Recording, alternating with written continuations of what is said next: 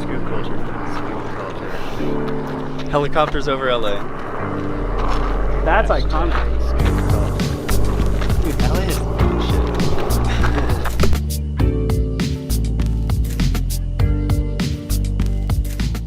Dude, I can listen to my glisten right now. Listen to my glisten IPA. IPA. Well, we're glistening up here.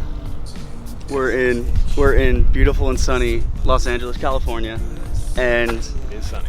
yeah, it's always sunny out here as well. I'm not gonna lie. We were talking about the creative process and how for us at Levante it starts and continues to grow. It's something that never really ends, and it really is a true team effort. Zach was working part-time, starting off doing some label projects and graphic creation, and then all of a sudden a year ago you got to come along full time. Yeah, I think the stuff that I get to do there is so every single project is different. That was one of the things we were talking about earlier, where you don't get stuck on any one thing. You get to sort of pour all this creativity into one of the labels or any of the other projects that we're doing.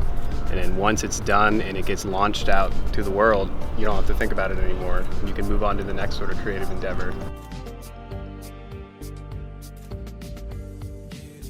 For us, one of the biggest things is to create that kind of, stockpile of creative ideas. Travel has been a huge thing for us in terms of inspiration. We got to go and brew with Hidden River in Douglasville the other week, to out here in LA. Even, some of the great hibiscus tea we had last night. Yeah, we should do an Arnold Palmer. Yeah. Pretty good. Shoot. Do some twist. What's a twist you can do on it? It's not a straight Arnold Palmer. Well, we've done the Earl of Newland beer before, which is an Earl Grey tea, and then a few spices, and I think that might work well with even like a little bit of carbonation and 5% alcohol. That sounds pretty good on a hot summer day. With the Revive, we're definitely going to have a lot more creativity going forward. Yeah. And at first we put so much into the precision and execution of the brewing early on, like Matt Gilly and the brewery, for instance, along with Greg and Tim Baytog and the whole crew, they were able to really fine tune a precise way to brew it. I think a real way to taste a seltzer is probably by tasting its base.